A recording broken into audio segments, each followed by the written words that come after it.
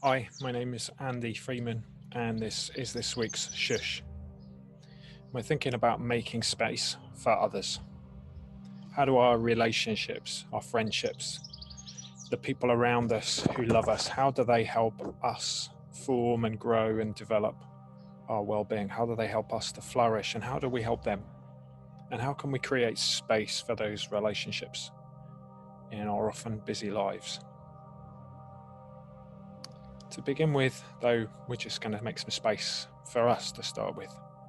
To take a moment just to put our finger on the pulse of our well-being and begin to think, what am I doing today? What's going on in my world today? So just as the music plays now, I just want you to ask that question. How am I doing? How do I feel? What's my mood?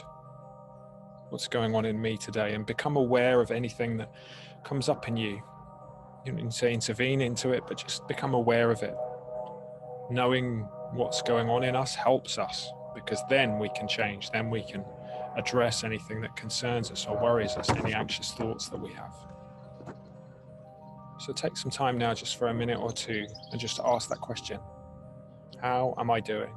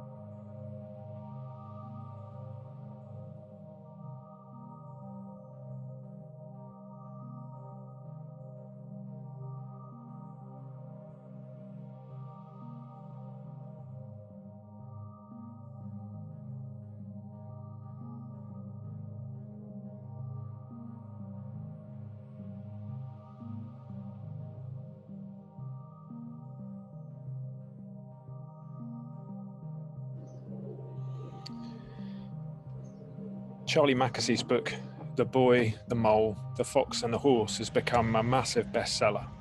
If you've not seen it before, some beautifully drawn cartoons with statements about friendship and about life, about overcoming things.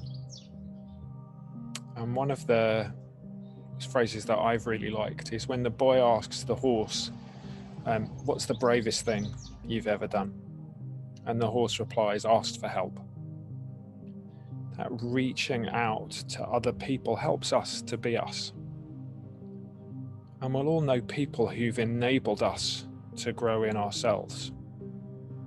Here at Space to Breathe, we talk about well-being as a triangle.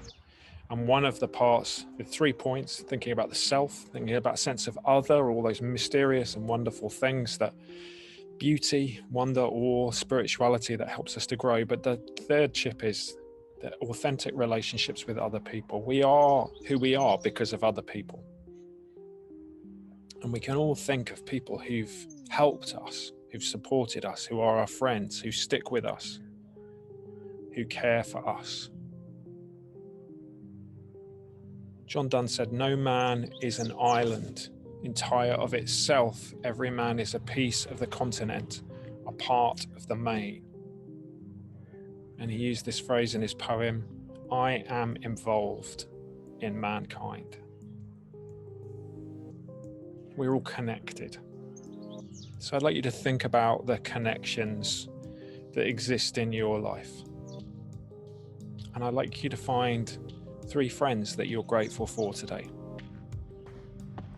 We're just going to draw them to mind. And as each time as we stop and think about this friend, or this family member, or this significant person in our life, we're going to think about how grateful we are for them. If you can't think of 3, think of 3 people who've influenced you in some way. Or if that's too much, just focus each time on one person who's really significant to you right now. Think about those people who help you to be you, who help you flourish and help you grow,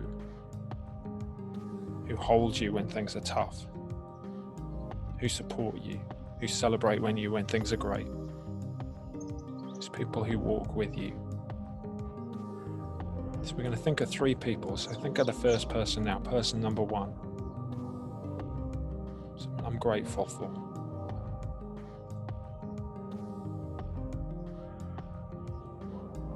Think about what they give to you. And how about person number 2 now?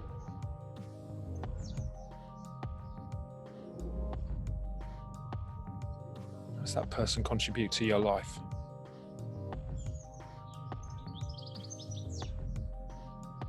And now person number 3.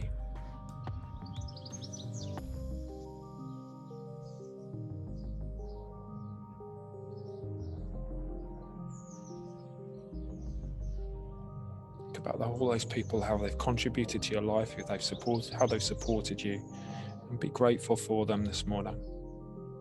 Maybe think, is there any way I can express that? What's the bravest thing you've ever said? Asked the boy. Help, said the horse.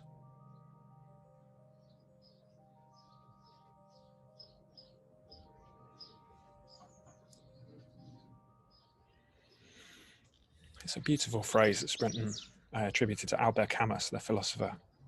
Don't walk in front of me, I may not follow. Don't walk behind me, I may not lead. Walk beside me, just be my friend. Don't walk in front of me, I may not follow. Don't walk behind me, I may not lead. Walk beside me, just be my friend. I always remember when I was growing up hearing the beautiful old hymn. It was written by Richard Gillard in the 1950s. Brother, sister, let me serve you. And that sense of how we walk with people, support people, how we really value that sense of someone coming alongside us. Sometimes that means we help them.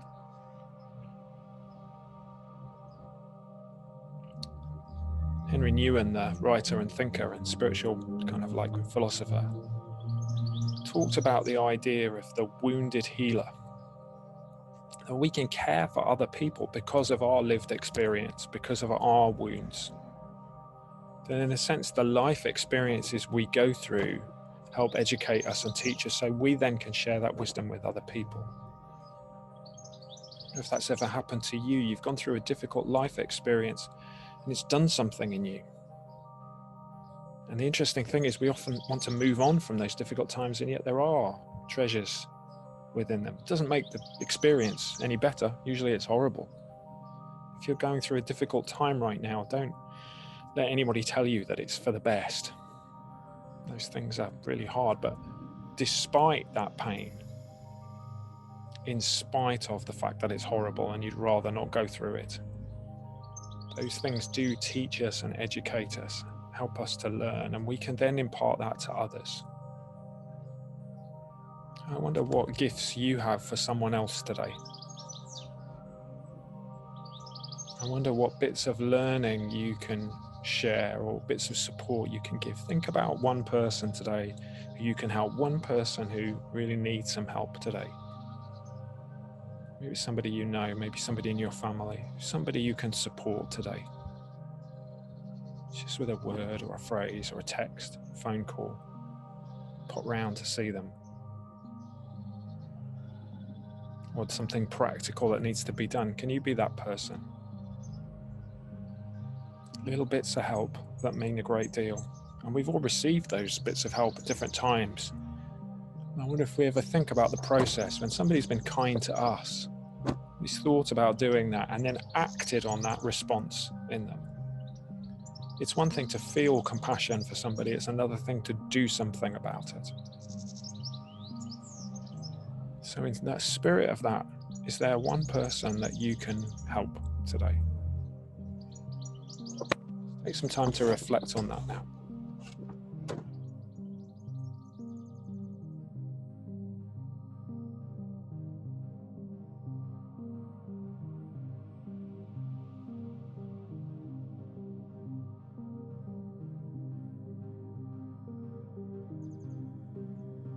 Carl Jung said the meeting of two personalities is like the contact of two chemical substances. If there is any reaction, both are transformed. The meeting of two personalities is like the contact of two chemical substances. If there is any reaction, both are transformed. Change is an incredible process. When we reach moments in life where we can take different directions and we choose a path, or we've had a repetitive kind of cycle of behavior and we're able to break that, or we've had a struggle maybe with our mental health, or maybe with an addiction, or maybe with a challenge or a relationship, and we're able to move through that to a new place. Those moments are incredible and wonderful, and we remember them. And yet often other people are involved. How can we make space for that in our lives? Well, the first process is to invite those people in. If you've got a particularly busy life right now, it might be really hard to interact with other people, but we know that other people change us like two chemicals coming together. How can you make space in your life for others?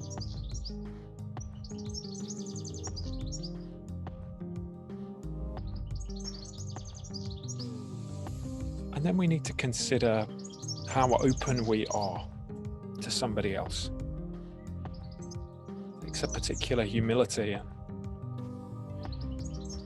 willingness to be changed, to allow somebody to come in and help us.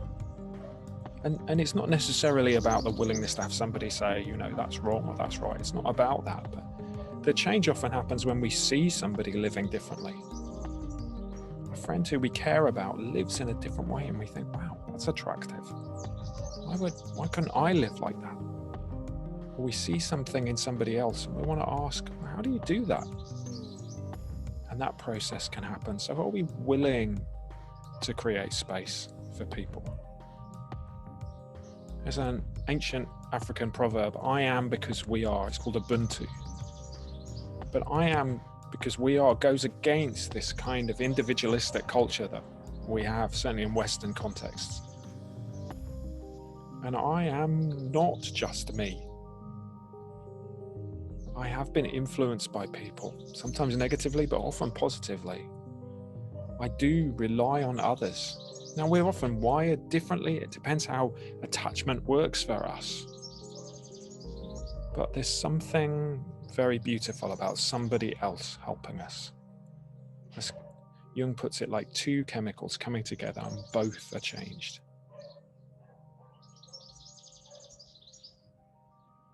You think about moments of your life where somebody else has helped you effect a change, or somebody else and their influence has changed you positively. How can we make space for that again? Think about the relationships you have right now. Who are those people who spark change in you? Can you make more time for them? The meeting of two personalities is like the contact of two chemical substances. If there is any reaction, both are transformed.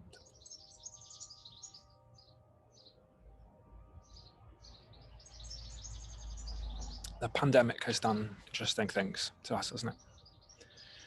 We're doing much more time in front of this, and I wanted to do this in a sort of Zoom style today because it felt appropriate for the conversation. This is how I've made space for many friendships over the past year. But I know that this is limited. It may be that your day is filled up with Microsoft Teams meetings, back-to-back meetings, and you feel like you're kind of zoomed out, teamed out, you're meetinged out. It's too much contact through screens. I'm too available. I don't have the walking to a place or the traveling to a meeting anymore. But also it's challenged us as about the things that are important, and this sense of being much more isolated for many of us has been incredibly painful. Being apart from loved ones for a long time. And maybe in recent weeks, you've been able to go and hug somebody you've not hugged for a long time. Let's take stock of that now as we finish this meditation together. What are the things that you've learned during this odd period of isolation? What are the things now that are important to you that weren't then? And what are the things maybe you took for granted then that you now really value highly? I'm sure relationships will be right up there.